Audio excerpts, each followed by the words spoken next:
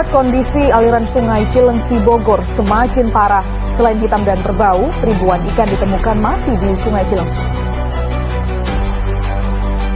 Pencemaran air adalah masalah lingkungan yang serius dan semakin memprihatinkan.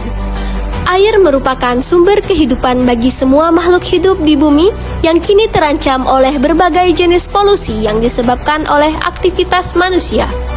Setiap hari, jutaan ton limbah industri, pertanian, dan rumah tangga dibuang ke sungai, danau, dan laut sehingga dapat mengubah ekosistem yang dulunya sehat menjadi zona yang berbahaya.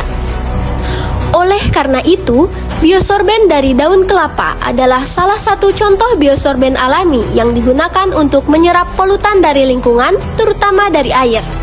Daun kelapa yang merupakan limbah pertanian yang melimpah dan murah memiliki potensi sebagai biosorben karena struktur selulosa dan lignin yang ada di dalam daunnya. Struktur ini memiliki banyak situs aktif yang dapat mengikat berbagai jenis kontaminan seperti logam berat, misalnya timbal, merkuri, dan kadmium. Sebelum dilakukan pelatihan, terlebih dahulu dilakukan pembuatan biosorben.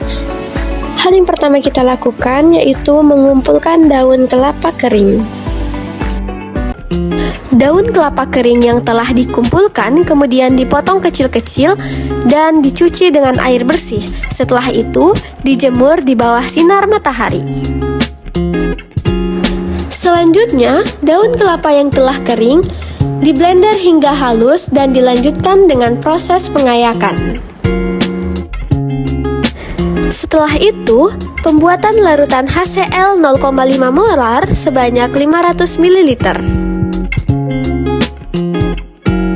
Kemudian, serbuk daun kelapa kering ditimbang sebanyak 50 gram. Selanjutnya yaitu proses aktivasi daun kelapa kering menggunakan larutan HCl.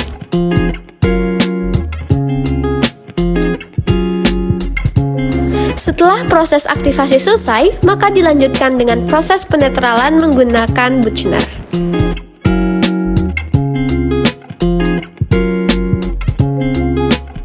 Selanjutnya, biosorben di oven selama 3 jam.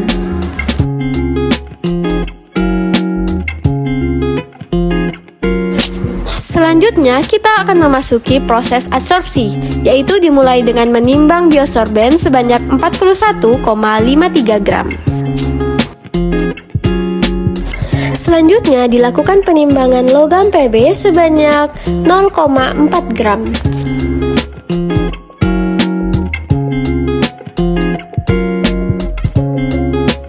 Selanjutnya, dilakukan perendaman biosorben menggunakan larutan logam Pb pengenceran 50 ppm dengan variasi waktu 30 menit, 60 menit, 90 menit, 120 menit, dan 150 menit.